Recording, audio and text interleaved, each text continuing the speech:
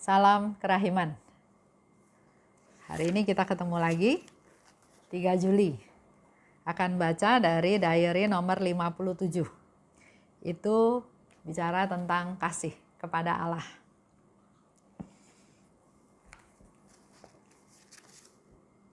Kita mulai ya. Dalam nama Bapa dan Putra dan Roh Kudus. Amin. Santa Faustina, engkau berkata bahwa misimu tidak akan berakhir karena kematianmu. Dan kami percaya engkau tidak akan melupakan kami. Yesus juga berjanji kepadamu, bagikanlah rahmat-rahmat kepada siapa saja yang engkau kehendaki dan kapan saja engkau mau. Berdasarkan hal tersebut di atas, kami meminta doa syafaatmu Santa Faustina, terutama untuk rahmat yang akan kami butuhkan, yaitu rahmat kesetiaan pada inspirasi Roh Kudus dan menjadi orang yang suci. Tolonglah kami agar percaya pada Yesus seperti yang Engkau lakukan dan memuliakan Tuhan di setiap saat dalam hidup kami. Amin. Dalam nama Bapa dan Putra dan Roh Kudus. Amin. Diary nomor 57. Diary 57. Oh Yesusku, Engkaulah kehidupanku. Engkau tahu dengan baik bahwa yang aku dambakan tidak lain adalah kemuliaan namamu dan supaya jiwa-jiwa datang untuk mengenal kebaikanmu. Oh Yesus, mengapa jiwa-jiwa menghindari Engkau? Aku tidak mengerti. Oh, andaikan aku dapat memotong-motong hatiku menjadi potongan-potongan kecil dan mempersembahkan kepadamu ya Yesus, setiap potongan sebagai satu hati penuh dan utuh, supaya biarpun sebagian saja menjadi penyilihan atas hati orang yang tidak mencintai Engkau. Yesus, aku mencintai Engkau dengan setiap tetes darahku, dan aku ingin dengan senang hati mencurahkan darahku demi Engkau untuk memberikan kepadamu suatu bukti dari kesungguhan cintaku. Oh Allah, semakin baik aku memahami Engkau, semakin kurang rasanya aku mengenal Engkau. Tetapi ketidaktahuan ini memungkinkan aku menyadari betapa agunglah Engkau. Dan kemustahilan untuk mengenal Engkau inilah yang kembali menyalakan hatiku bagimu, oh Tuhanku. Sejak saat Engkau membiarkan aku menambatkan mata jiwaku kepadamu, oh Yesus, aku telah menikmati ketenangan dan tidak menginginkan suatu lain apapun. Aku menyadari nasibku pada saat jiwaku kehilangan dirinya di dalam Engkau. Satu-satunya sasaran cintaku. Dibandingkan dengan Engkau, segala sesuatu itu hampa belaka. Penderitaan, permusuhan, penghinaan, kegagalan, dan kecurigaan yang menghadang jalanku adalah ibarat serpihan-serpihan kayu yang membuat api cintaku bagimu, oh Yesus, tetap berkobar. Keinginan-keinginanku sungguh gila dan tak mungkin dicapai. Aku ingin menyembunyikan dari Engkau bahwa aku sedang menderita. Aku ingin tidak pernah mendapat penghargaan atas usaha-usahaku dan atas perbuatan-perbuatan baikku. Engkau sendirilah, ya Yesus, satu-satunya ganjaran bagiku. Engkau sendiri sudah cukup, oh harta karun hatiku. Dengan tulus aku ingin ikut serta dalam penderitaan sesamaku, dan aku ingin menyembunyikan penderitaanku sendiri, tidak hanya dari mereka, tetapi juga dari Engkau, Yesus. Penderitaan adalah suatu rahmat yang besar. Lewat penderitaan, jiwa menjadi seperti juru selamat. Dalam penderitaan, cinta menjadi kenyataan. Semakin berat penderitaan, semakin murnilah cinta. Di sana dikatakan, Yesus, Engkaulah kehidupanku. Yang aku dambakan adalah kemuliaan namamu, dan supaya jiwa-jiwa datang untuk mengenal kebaikanmu. Jadi kembali lagi Suster Faustina mengungkapkan keinginannya. Yang aku dambakan, yang aku inginkan, yang aku harapkan. Pertama, memuliakan nama Tuhan.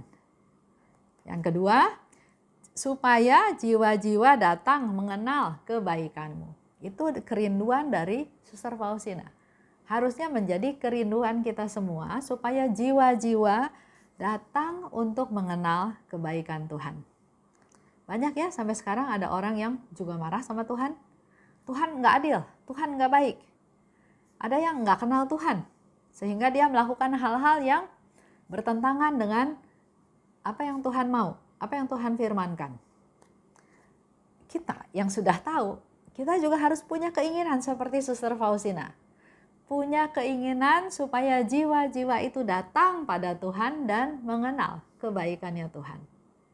Salah satunya yang Yesus katakan ya, doakan koronka. Orang yang didoakan koronka, tanpa kamu sadari kamu sedang mendorong dia kepada Tuhan.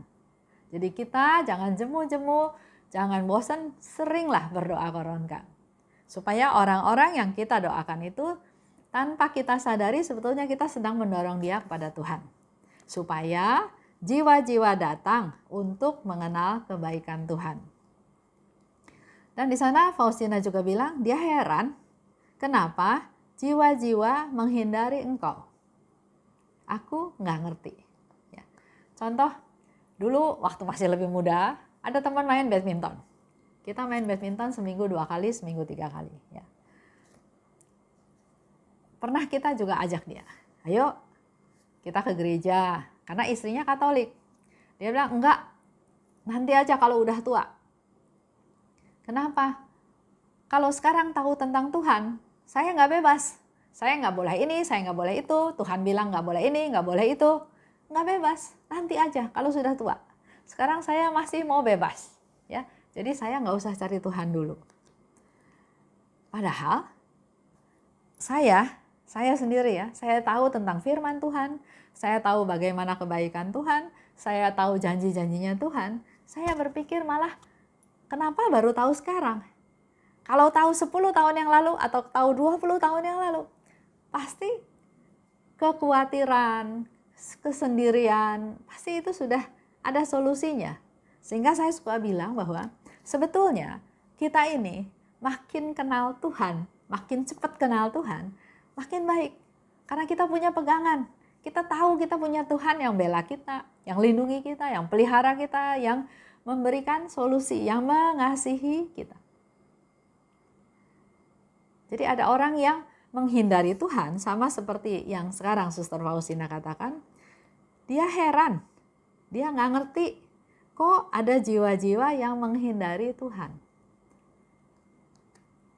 Mungkin informasi yang dia terima itu salah.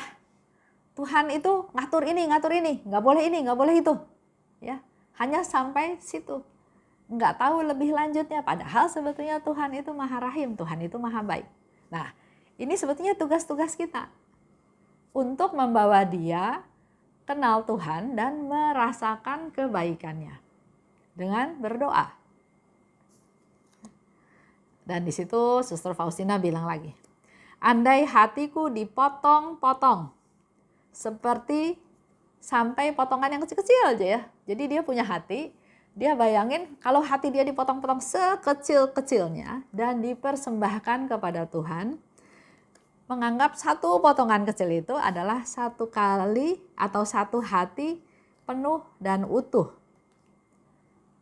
Jadi hati kan satu, tapi dia ngebayangin hati itu dipotong kecil sekali ya, sampai potongan yang paling kecil-kecil, sekecil-kecilnya itu dipersembahkan kepada Tuhan menjadi hati yang utuh dan hati yang penuh untuk penyilihan atas hati orang yang tidak mencintai Tuhan. Jadi dia sangat peduli pada orang-orang yang nggak mencintai Tuhan, orang yang masa bodoh, orang yang seperti tadi teman saya main badminton, nanti cari Tuhannya kalau udah tua. Sekarang masih mau bebas, sekarang nggak mau diatur. Kalau ikut Tuhan tuh diatur, ini nggak boleh, itu nggak boleh, ini nggak boleh, itu nggak boleh. Kan informasi yang salah. Nah, kita harus punya hati untuk dipersembahkan kepada Tuhan, untuk jadi silih atas hati orang yang tidak mencintai Tuhan.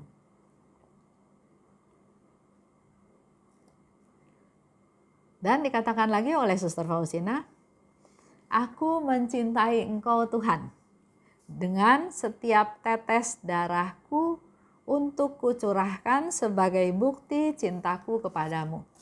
Jadi sehabis-habisnya, setiap tetes darah itu sebagai satu ungkapan cintanya Faustina kepada Tuhan. Coba bandingkan lagi dengan kita semua. Kapan sih kita mencintai Tuhan? Lebih sering mencintai Dia atau lebih sering nuntut ke Tuhan? Tuhan, saya minta ini. Tuhan, saya minta itu. Tuhan, Engkau janji ini. Tuhan, Engkau janji itu. Atau kita mengungkapkan cinta kita pada Tuhan. Apa yang kita lakukan? Bahwa bukti kita mencintai Dia. Kalau Suster Faustina jelas, dia katakan setiap tetes darahku, bukti cintaku kepadamu. Dan hatinya itu dia mau potong-potong kecil-kecil, sampai untuk menyelamatkan sekian banyak jiwa-jiwa yang tidak mencintai Tuhan. Dia mau menjadi silih. Dan dikatakan lagi, ternyata semakin baik memahami Engkau, semakin kurang rasanya mengenal Engkau. Allah itu Maha Rahim, nggak bisa dicerna oleh otak kita yang kecil. Dan ini ungkapan kejujuran dari Suster Faustina, semakin aku memahami Engkau, semakin baik aku mengenal Engkau, justru kayaknya semakin kurang aku mengenal Engkau. Makin banyak yang nggak tahu, makin banyak misterinya. Ya. Allah yang Maha Rahim, kerahimannya tidak terbatas. Semakin kita gali, semakin kita menemukan kerahimannya Tuhan yang tidak terbatas itu. Jadi semakin kita malah jadi sebetulnya nggak tahu. Semakin kok Tuhan begitu baik ya? Kok Tuhan begitu peduli ya? Kok Tuhan begitu mengasihi ya? Itu yang kita dapat kalau kita gali terus. Walaupun aku menjadi tidak mengerti apa-apa, tapi karena keagunganmu, dan juga aku mustahil bisa kenal Engkau sebenar-benar mengenal Engkau, ya.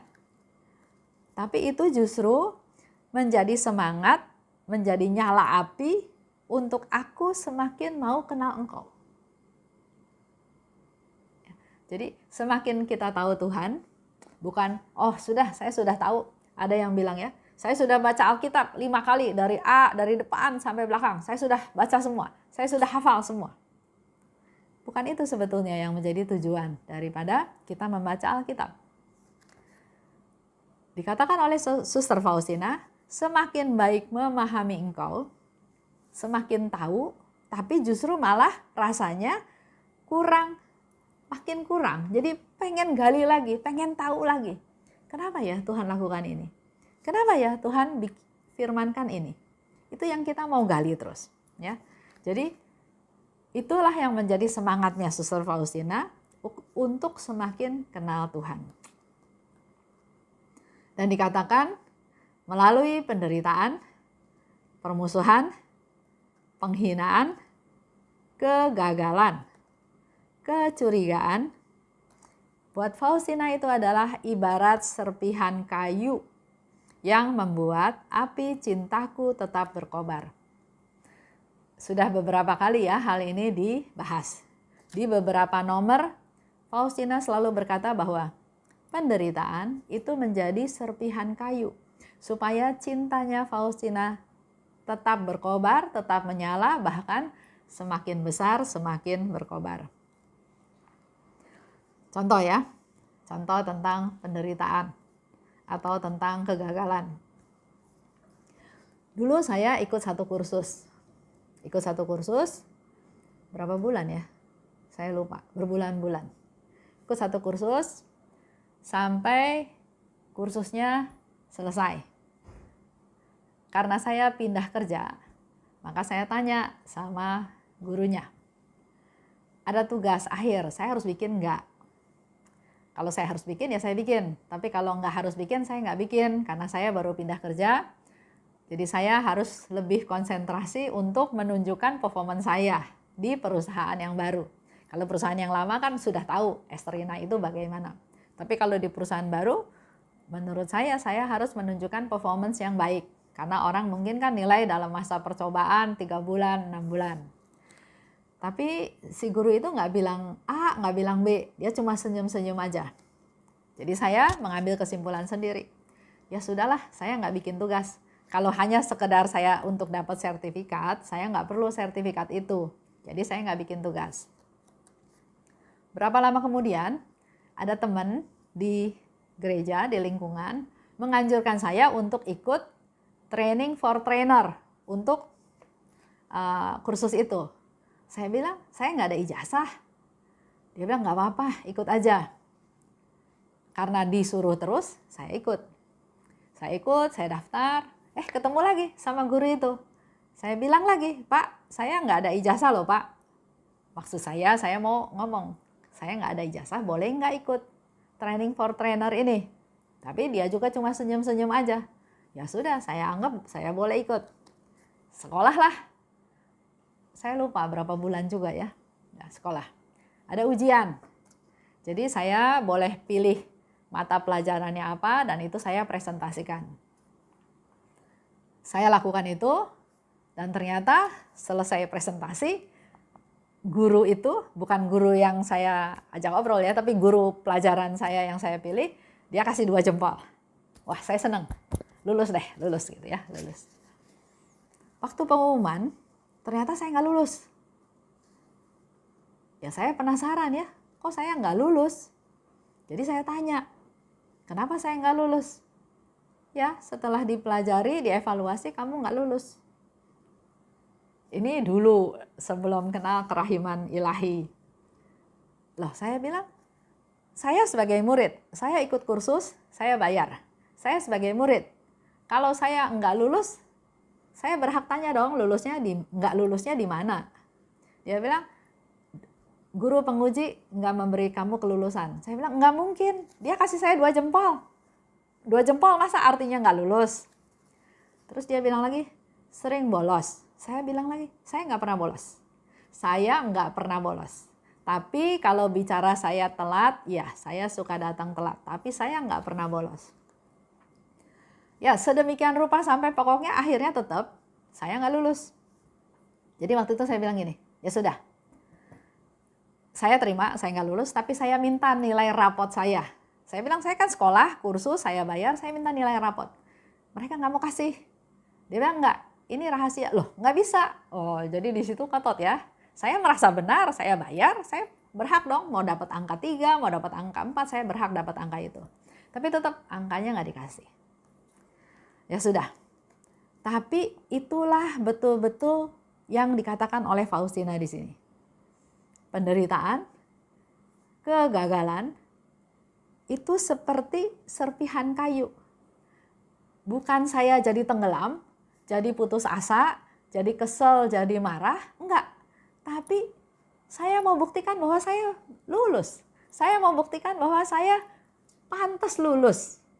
Ya, karena apa? Karena dosen pembimbingnya itu bilang saya bagus, 2 jempolnya. Di situ saya belajar dan setelah baca ini ternyata memang hal itu Tuhan izinkan terjadi.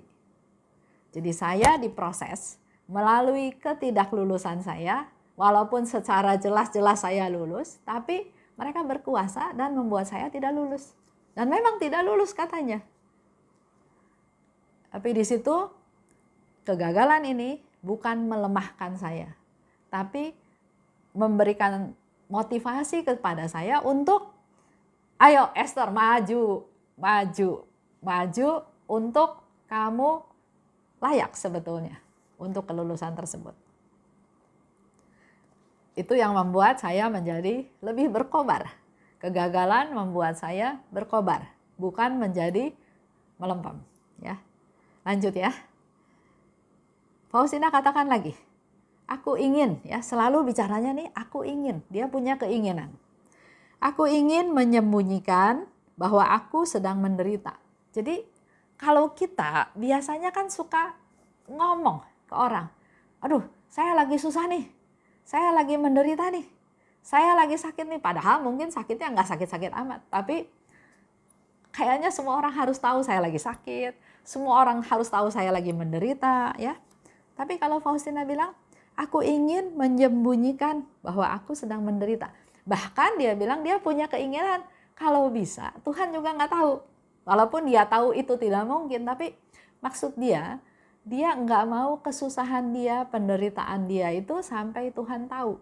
Jadi dia begitu mau keep ya suatu rahasia yang orang lain nggak perlu tahu. Dan juga dia bilang, aku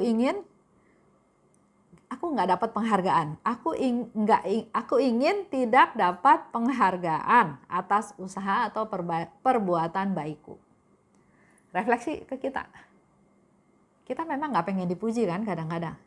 Tapi pengen juga kan kalau kebaikan kita itu diketahui orang. Bahwa oh si ini sudah berbuat baik. Dia berbuat baik. Contohnya lagi zaman COVID. Di dalam komunitas kan mulai nih. Bagaimana caranya supaya dapur tetap ngebul. Banyak cara, talenta, kepandaian, semuanya dikeluarin supaya bisa menghasilkan. Ada satu teman, lakukan satu usaha. Saya juga belum tahu usahanya enak atau nggak enak. Tapi saya bilang, iya saya beli. Terus teman saya juga bilang, iya Bu, saya juga beli. Padahal saya juga nggak perlu itu. Terus kita ngobrol, iya kita beli tujuannya untuk mensupport dia, supaya dia merasa, oh jualannya ada yang beli. Supaya dia merasa tersupport, supaya dia semakin hari semakin rajin untuk melakukan hal tersebut. Dan ya kita nggak usah bilang kan, itu melakukan perbuatan baik, tapi nggak usah dapat penghargaan, nggak usah dapat prestasi atau terima kasih. Tetap kita sikapnya adalah kita beli, kita butuh, ya, dengan tujuan mensupport dia. Nah ini yang Suster Faustina katakan, perbuatan baik itu kalau perlu nggak dapat penghargaan, orang nggak usah tahu lah, ya. Oke, jadi nggak usah orang itu tahu apa yang kita lakukan, ya. Contoh di dalam doa malam, kalau kita berdoa ya, kita doa pagi, terus sepanjang hari kita lakukan A, B, C, D, rencana berhasil, gagal, masuk ke doa malam. Di dalam doa malam, apa yang kita lakukan?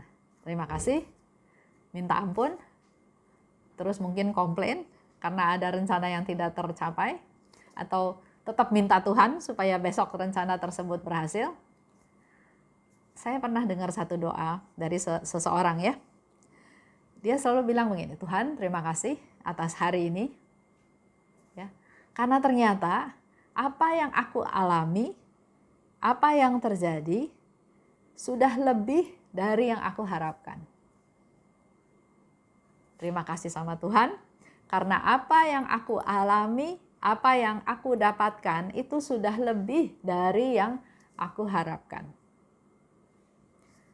Dan saya pikir doa ini bagus, sangat rendah hati. Dia mengungkapkan bahwa rasa terima kasihnya itu bahwa ternyata apa yang terjadi sudah lebih dari apa yang dia harapkan. Artinya kita juga jangan berharap banyak. Belajar menerima apa yang terjadi itu adalah lebih dari apa yang diharapkan. 3, Suster Faustina bilang lagi, aku ingin ikut dengan penderitaan sesamaku. Dia ingin ikut menderita dengan sesama, ya.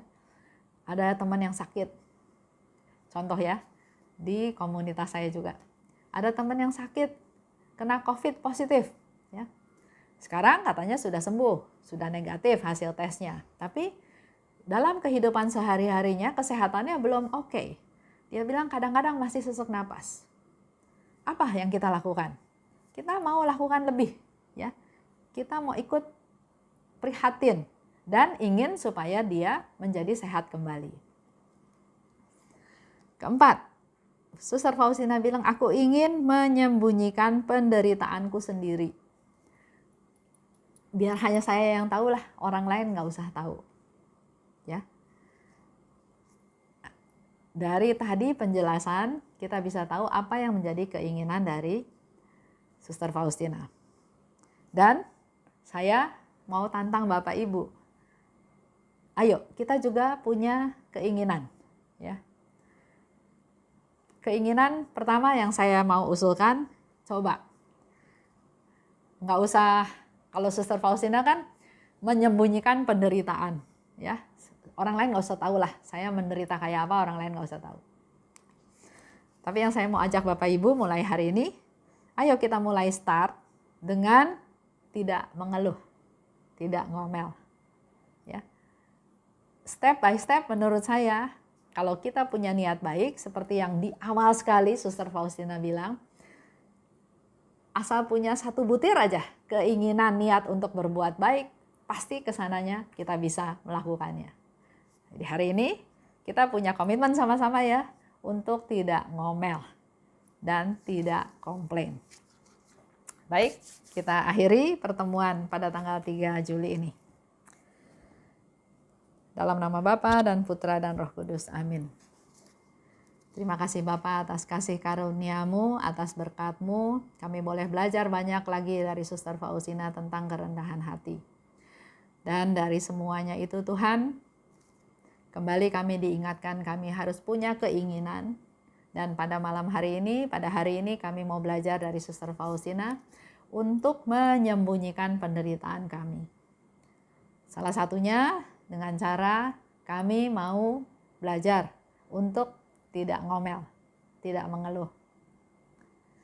Mampukan kami Tuhan untuk kami mulai step pertama ini, seperti yang Suster Faustina katakan, punya satu butir keinginan untuk berbuat baik. Dan kami mau untuk belajar tidak ngomel, tidak komplain. Berkati kami Tuhan, agar kami dapat melakukannya dalam hidup kami sehari-hari. Santa Faustina, doakanlah kami. Amin. Demi nama Bapa dan Putra dan Roh Kudus. Amin. Salam kerahiman.